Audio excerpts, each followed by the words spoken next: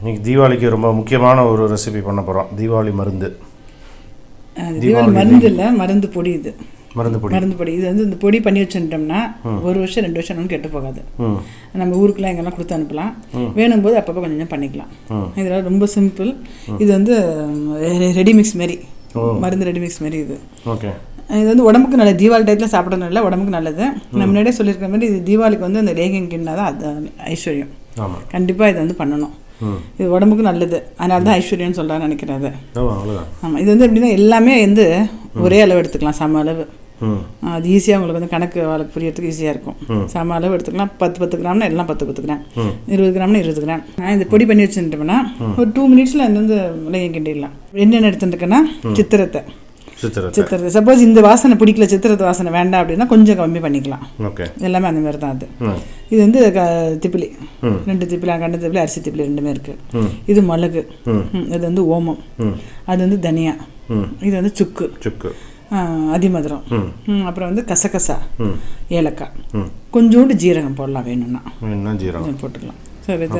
கருப்பட்டி. இப்போ இந்த என்ன பண்ணணும்னா இது எல்லாத்தையும் நல்லா இடிச்சுட்டு நல்லா இது பண்ணணும், சுடு பண்ணணும். சூடு பண்ணிவிட்டு மிக்சியில் போட்டு ஜீரகம் பாருங்கள் கொஞ்சம் எடுத்துட்டுருக்கேன்.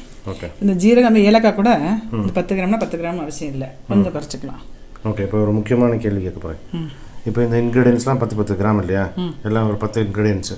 இது எல்லாத்துக்கும் சேர்த்து எவ்வளோ கருப்பட்டி பண்ணணும்? அது என்னென்னா நல்லா வறுத்துக்கிறோம் இல்லையா, வறுத்துட்டு நல்லா மிக்சியில் பொடி பண்ணி சலிச்சுக்கிறோம்.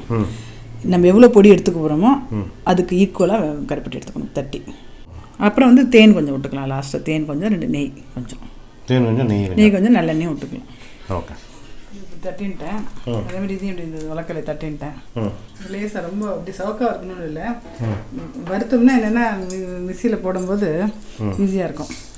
இன்னும் கொஞ்சம் கூட தட்டலாமா? பெருசாக இருக்கேன். இல்லை, சரியாக வறுத்துட்டதுக்கப்புறம் அப்புறம் தட்டை போய் தெரிஞ்சு இதுவாக இருந்தாங்க மிக்சியில் போட்டலான்னு வாங்க. ஓகே.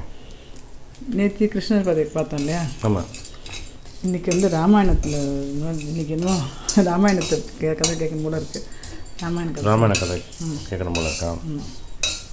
ஓகே. இந்த மாதிரி போட்டுன்ட்டு இப்படி அரைச்சிக்கணும். அரைச்சிட்டு இப்படி நல்லா நைஸாக சலிச்சுக்கணும்.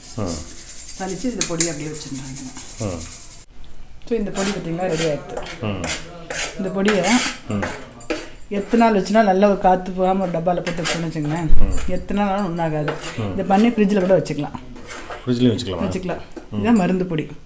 வந்து நான் வந்து கொஞ்சமாக பண்ணுறேன். சும்மா இதில் ஒரு 1/4 கிளாஸ் பண்ணிக்கிறேன் போகிறோம்.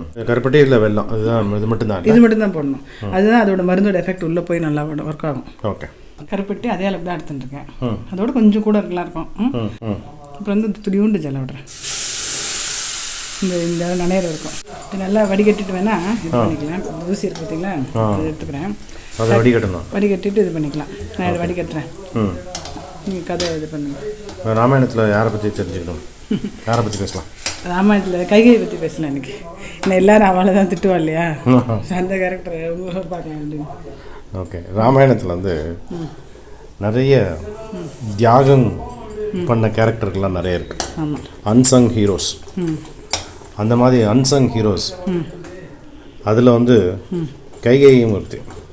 கைகை வந்து நமக்கு தெரிஞ்சதெல்லாம் அவளுடைய கோபத்தினால தசரதன்ட்ட வாங்கின வரத்தை வச்சு பழி வாங்கி ராமனை காட்டுக்கு அனுப்பி தன்னோட புள்ள பரதனை அரியணையில் ஏற்றினான் அப்படின்னு நமக்கு தெரியும். ஆனால் அதுக்கு பின்னால் ஒரு பெரிய தியாகம் இருக்குது. இது வந்து அவன் கைகையோட புள்ள பரதனுக்கே தெரியாது. இது எப்படி ஆச்சு அப்படின்னா, 14 வருஷம் வனவாசம் முடிஞ்சு ராவண வதம்லாம் முடிஞ்சு ராமன், லக்ஷ்மண், சீதை, அனுமன் எல்லாரும் இலங்கையிலேருந்து நேராக புஷ்பக விமானத்தில் அயோத்திக்கு வரான். வடிகட்டின்ட்டேன் இல்லையா, அப்போ இந்த பொடி இருக்குல்ல, அந்த பொடியை போட்டுட்டு அப்படியே நல்லா கலக்கிட்டு 2 ஸ்பூன் நெய் விட்டு அப்படியே கிண்ட வேண்டியதான். நெய் இல்லைன்னா நல்லெண்ணெய் விட்டுக்கலாம். அந்த நடுவில் விட்டுட்டேன். கதையை கண்டினியூ பண்ணுங்க. வர்ற வழியில் பரத்வாஜ் முனிவர் ஆசிரமத்தில் ஏற்கனவே நான் ஒரு வீடியோவில் கூட சொன்னேனே, அவர் ஒரு ஆசிரமத்தில் விருந்துக்கு ஏற்பாடு பண்ணியிருந்தேன் முதல்லே. அந்த விருந்துக்கு லக்ஷ்மணன், ராமன், சீதை 3 பேரும் உட்காந்துருக்கான். அடுத்த நாள் 14 வருஷம் முடிகிறது. இப்போ பரதன் வந்து ஏற்கனவே சொல்லியிருக்கான் 14 வருஷம் முடிஞ்சு அடுத்த ஒரு நாள் கூட நான் உயிரோடு இருக்க மாட்டேன், நீ வரலைன்னா அப்படின்னு சொல்லியிருக்கான் பரதன். அதனால ராமர் என்ன பண்ணுவார், நான் அனுமன் அனுப்பி நான் வந்துன்னு இருக்கேன்னு சொல்லிவிடும், பரதாஜ் முனிவர் ஆசிரமத்தில் இருக்கேன் அப்படின்னு சொல்ல அனுப்பிச்சிருப்பார். அனுமர் போவார். அனுமன் போயிட்டு பரதன்ட்ட வந்துட்டு இருக்கார் அப்படின்னு சொல்லிட்டு அவரையும் சேவிச்சுட்டு அம்மாவை சேவிக்கணும், அம்மா எங்கேன்னு கேட்பான். அப்போது பரதன் வந்து இதுதான் ராமனை பற்ற பாக்கியசாலி கோசலை அப்படின்னு சேவிச்சுக்கிறார். சேவிச்சுட்டு அம்மா எங்கே அப்படிங்கிறார். அப்போது இதுதான் வந்து லக்ஷ்மணனையும் சத்ருகனையும் பற்ற புண்ணியவதி சுமத்ரை அப்படின்னு சொல்கிறார். அனுமன் வந்து அவளையும் சேவிச்சுக்கிறார். சேவிச்சுட்டு திருப்பி அம்மா எங்கே அப்படிங்கிறார். அம்மா எங்கேன்னு கேட்டுட்டு உன்னை பற்ற தியாகி எங்கே கேட்குறார். அப்போது பரதன் சொல்கிறார், அவன் வந்து மகா பாவியாச்சே, 14 வருஷமும் நான் வந்து நெருப்பில் இருக்கிற மாதிரி இருக்கேன். அப்போ அனுமன் சொல்கிறார், நீ வந்து அம்மாவை புரிஞ்சுன்றது அவ்வளோதான் அப்படின்னு சொல்லி பழைய ஹிஸ்ட்ரி சொல்கிறார். அதில் வந்து ஒன்று வந்து தசரதன் வந்து சின்ன வயசில் இருக்கும்போது அவள் அம்மா கூட இருக்கும்போது ஒரு சின்ன கொடியை பிச்சிட்றாள். அவள் அம்மா வந்து இந்துமதின்னு தசரதனோட அம்மா.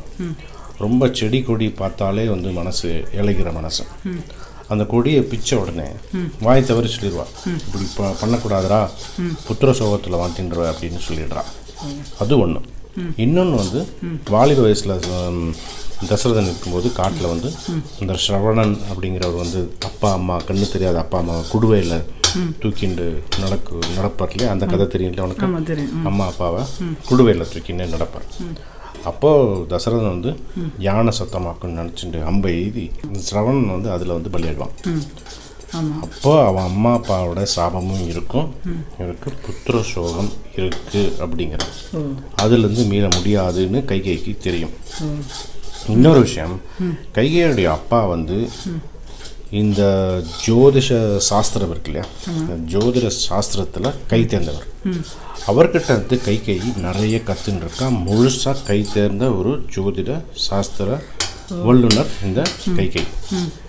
இந்த ராமர் பட்டாபிஷேகத்துக்கு குறித்த நாள் வந்து அந்த நாளில் யார் அரசாள்றாலோ அவளுக்கு உயிருக்கு ஆபத்து. ஆமாம், இதை வந்து சொல்லவும் முடியாது. தசரதனுக்கு புத்திர சோக சாபமும் இருக்குது. அப்படிங்கும்போது அவளுக்கு வேற வழியே கிடையாது, ராமனை காப்பாற்றி ஆகணும். அந்த இடத்துல ராமனுக்கு பதிலாக பரதனை வைக்கணும். தன்னோட மகன் உயிர் பணைய வச்சு ராமனை காப்பாற்றி புத்திர சோகம் அவனுடைய சாபமும் இருக்கும், ராமனையும் காப்பாற்றிடுவான். அதைத்தான் வந்து அனுமன் வந்து பரதன்கிட்ட எடுத்து சொல்லுவார், அப்பேற்பட்ட தியாகி அப்படின்னு சொல்லுவார். சூப்பர். அதான் நல்லா அதான் கேட்கணும்னு நினச்சேன். கையை பற்றி யாரையுமே நம்ம வந்து சொல்லக்கூடாது. இன்னொன்று இதுலேருந்து என்ன தெரியுதுன்னா, யாரையும் நம்ம சபிக்கக்கூடாது. குழந்தையில திட்டக்கூடாது. அம்மா அப்பான்றவா குழந்தையில திட்டக்கூடாது. கோவம் வந்தால் கூட பொறுமையாக போகணும். ஆமாம். இது இன்னும் கொஞ்ச நேரம் அப்படியே ஆயிடுச்சு பாருங்க. இப்படி இறக்கும்போது வருது இல்லையா? ஆமாம், இது கரெக்ட் ஆகிடுது. 6 கெட்டி ஆகிடும். அது 6 கெட்டி ஆகிடும். ஆமாம், இது இப்படி இருக்கிறதுனால 6 கெட்டி ஆகிடும். இப்போ ஆஃப் பண்ணிடுறேன். ஆஃப் பண்ணிடுறேன். இது வந்து மெயினாக வந்து அஜீர்ணம். இப்போ நம்ம தீபாவளி அன்னைக்கு நிறைய பட்சணம்லாம் என்ன பட்சணம் சாப்பிட்றோம் இல்லையா, நெஞ்சு எரிச்சலாம் வரும் இல்லையா, அது வராது.